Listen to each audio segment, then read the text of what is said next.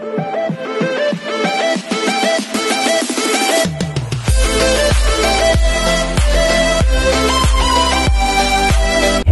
everyone, this is KJP Vlogs, a Filipino reactor based here in Kingdom, Saudi Arabia, and welcome back to my channel. For today's video, we will gonna do another reaction video from the Green Bones review. This is a movie that awarded as a Best Picture in Metro Manila Film Festival 2024. So I won't take any longer.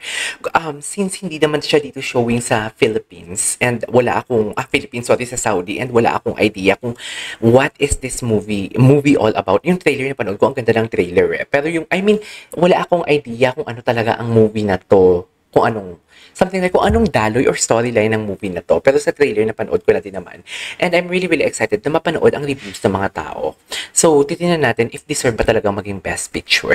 So, without further ado, let's all watch this. Naiyak rin ba kayo sa MMFF 2024 mga reviews? First Best Picture movie na Green Bones? Sino ba naman ang hindi maiiyak lalo pat hango sa totoong buhay ang kwento nitong Green Bones? True to life pala siya. Ikinuwento dito sa Green Bones ang buhay at danas ng isang PDL na nagngangalang Domingo Zamora. Nabilanggo si Domingo Zamora sa kolonya ng San Fabian ng maraming taon. At kapag pinanood nyo itong Green Bones, makikita nyo na hindi lang ang buhay niya ang nabago sa pagkakakulong niya, kundi nabago niya rin ang buhay ng mga kapwa niya preso. Napakaganda ng pagganap ng MMFF 2024 Best Actor na si Dennis Trillo sa karakter ni Domingo Zamora. Maganda talaga pala. Sa mga mata ni Dennis Trillo, makakamdaman mo talaga ang sakit, pananabik at pagsisisi ni Domingo Zamora. Pero isang emosyon na lutang talaga sa pagganap ni Dennis Trillo ay pag-asa. Kahit kailan hindi siya nawalan ng pag-asa na pwede pa siyang maging mabuting tao at pwede pa niyang makasama ang mga mahal niya sa buhay. Ang buhay ni Domingo Zamora ay pinakita rin sa lente ng mga mata ni Ruru Madrid na isang prison guard dito sa Green Bones. Nabago ni Domingo Zamora ang pananaw ng karakter ni Ruru Madrid sa mga PDL. Nakaramihan sa kanila ay biktima lang rin ng sistema. Para sa akin, ang Green Bones ay isang mariing paalala na hindi nabubura ng pagkakamali ang pagiging tao. Paalala rin ito na hindi lang pagparusa ang saysay ng mga bilangguan, kundi pati na rin rehabilitasyon at reintegrasyon. Though I must say na yung promise ng Green Bones is to provide a voice for our PDLs who have been wrongly accused, mas marami akong narinig na boses ni Ruru Madrid sa pelikula na isang prison guard. So on that note, parang may disjoint lang sa akin. But I think overall, Green Bones is a great piece to at least introduce people to the prevalent issues confronting our justice and penal systems. Movies like Green Bones will really earn your respect in terms of telling stories that are often unheard. So kung tatanungin niyo ako kung worth it bang panoorin itong Green Bones, sobra-sobra pa. I hope more cinemas will screen Green Bones because a lot of people needs to see this. Green Bones. This one. Pinanood namin yung Green Bones and ang dami lang naging realizations kasi may mga nire-reinforce yung movie about sa reality. Kasi as it... Oh my God, I wanna hear this. Paano mo nga ba talaga masabi kung mabuti or masama ang isang tao? Parang yung film itself has been a brief glimpse to answer that. And ayun nga, kasi makikita mo doon na hindi naman lahat ng tao nakukulong ay masama. True. Yung iba, malaya nga, pero questionable naman yung mga ginagawa nila. Meron din namang mga nakakulong na may ginawa talaga silang kasalanan, pero hindi ibig sabihin nun na hindi nila kayang magbago. And ganun din, in reality, hindi lahat ng nasa simbahan ay mabuting tao. Hindi lahat ng tumutulong ay may maayos na intention.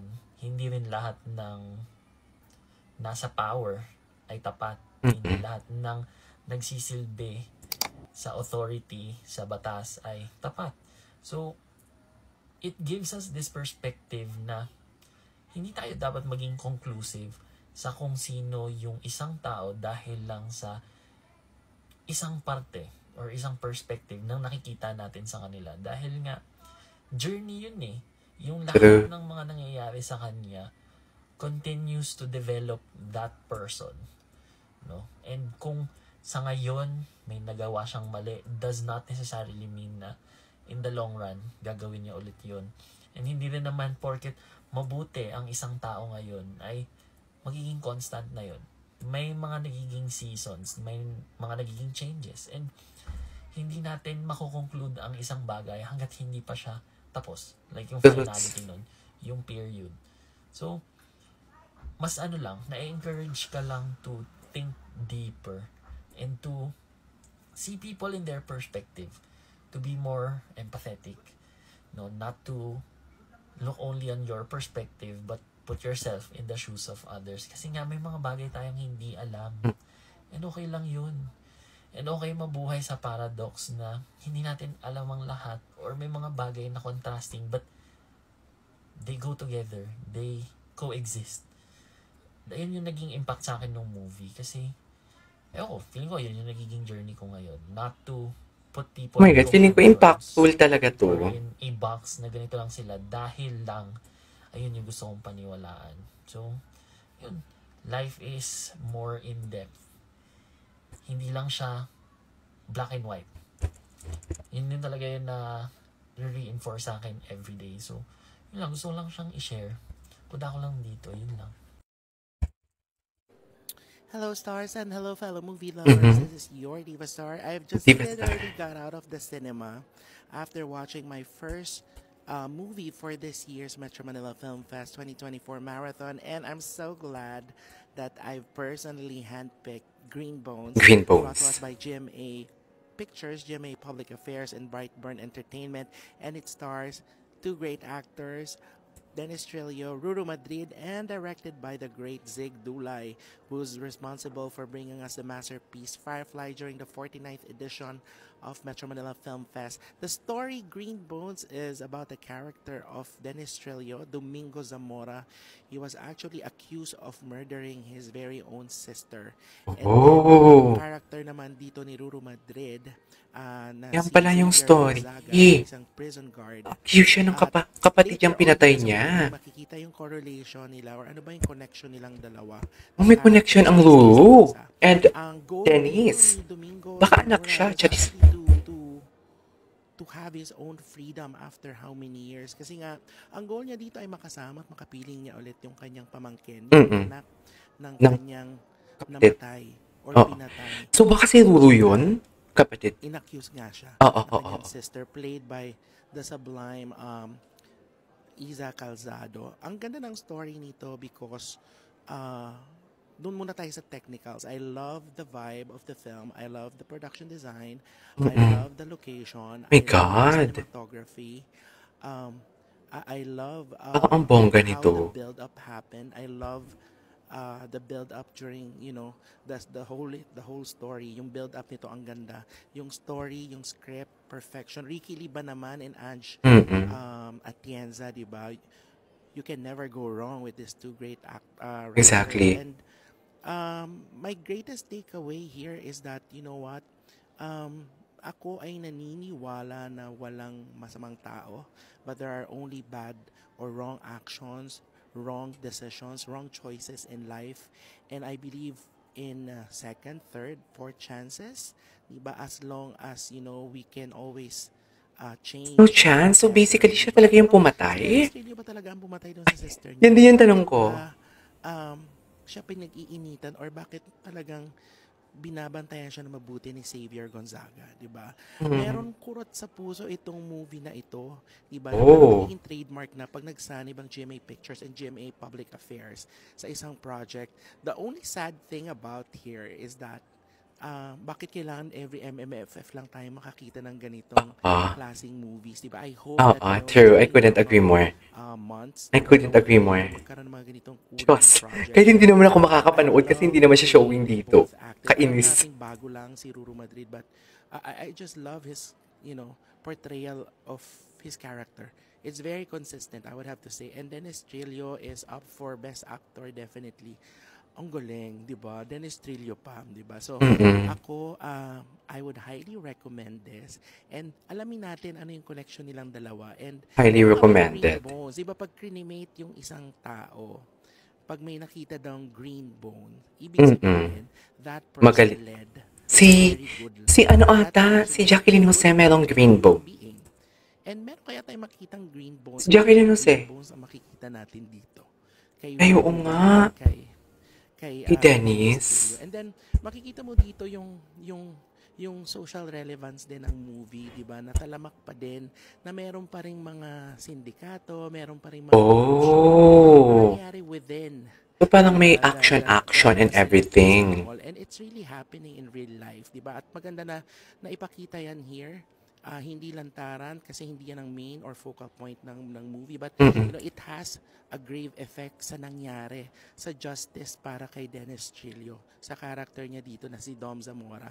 Na do we really have to wait for long period of time to actually get justice? Tingnan natin, di ba? Tingnan natin at pagmuni-munihan natin itong pelikulang ito. But for me, I'm really glad that I've chosen this film as my first MMFF. Okay, positive reviews.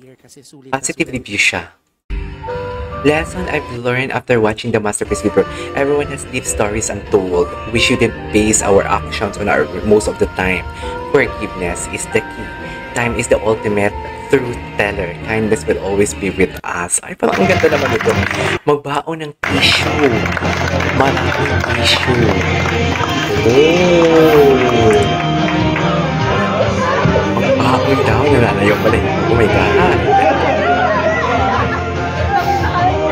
my God. Pinapalabas kaya na ilan sa Netflix.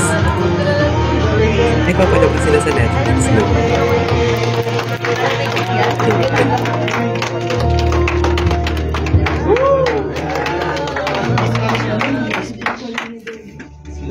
Heaven. Magbaon daw ng tissue. Naniniwala ako na ito na ang pinakamagandang pelikula sa MMFF. What's up, my nights? Metro Manila Film Fest na, kaya pag-usapan natin ang actually, sila nga nag-best picture. So, itong si Xavier or yung character ni Ruru maganda. Madrid starts with a narration with him condemning inmates as cold-blooded criminals. Mga taong wala ng kapasidad na magbago. And for some of us, siguro mag-agree kayo. Pero for some other people, may inis sila kasi itong mga inmates na to are in minimum security and yung malapit na silang lumaya. Pero itong si Xavier kasi, he's like most of us. We separate things as black and white, good and evil. Sa panulat ni Ricky Lee ni Anja Tienza, may structure tong film na to na may point of view ni Xavier at ni Dominic yung character ni Dennis Trillo. At in-explore nito yung question na, may kabutihan ba sa tao? Do we need to see through the ashes of people if they have green bones? Medyo simple yung istorya if you look at it from the point of view of good versus evil. Pero ang pinaka-striking sa writing dito is how it is able to deliver a commentary on our justice system. Yung paglatag ng mga persons deprived of liberty saka mga pipe, na pareho silang mga taong nangangailangan rin ng pag-ininte. And pinaka-gripping dito siguro yung pag-silent protest ng mga inmates laban sa mga abuses ng mga guards. Tinatahi ni Direk Zig Dulay dito ang kwento kasama ang napakagandang cinematography, musika na nakakaantig ng puso, at napakagaling na performance sila Dennis Trillo at Ruru Madrid. Weaves it into a film that captures hope that we can all be good people. Sa panahon na naniniwala ang tao sa mga extremes, may pink versus green, may network wars, may cancellation of celebrities, bashing, the film reminds us to open our hearts and be more understanding and kind to other people. Okay. Hi guys! Halos kakauwi ko nga lang kanina. Reviews. Nanood ko ng Green Bones. Actually, hindi ko na dapat papanoorin itong movie na to. Pero nakita ko na ginamit nila yung kanta ng SB19 na Nieve. And as a new fan of SB19, sabi ko lang, I wanna support this movie. Pero grabe guys, nagulat ako. Sobrang sulit niya. Sobrang napakaganda ng movie. Napakagaling ni Dennis Trillo dito. Sobrang galing ni Ruru. Sobrang galing ni Wendell. Nandito yung mga batikang aktor. Nandito din si Alessandra De Rossi. Nandito din pala si Alessandra. Kasi ang ganda ng kakagawa ng story niya. Doon ka mapapaisip na minsan hindi lahat ng tao na akala nating masama is masama pala talaga. And minsan kung sino pa yung akala nating masama. Is sila pa talaga yung biktima. Ang nakakalungkot dito is nangyayari siya sa totoong buhay. Hindi lang siya basta-bastang fictional story lang. It's happening sa buong Pilipinas. Kaya para malaman nyo kung tungkol saan yung sinasabi ko or kung ano man siya, panoorin nyo na guys. Okay. Alright, there you go guys. That is our for today's video, which is the reviews of random people about sa mga nakapanood na ng Green Bones. In fairness, lahat positive. This is KJ Vlogs and see you on my next vlog. Bye!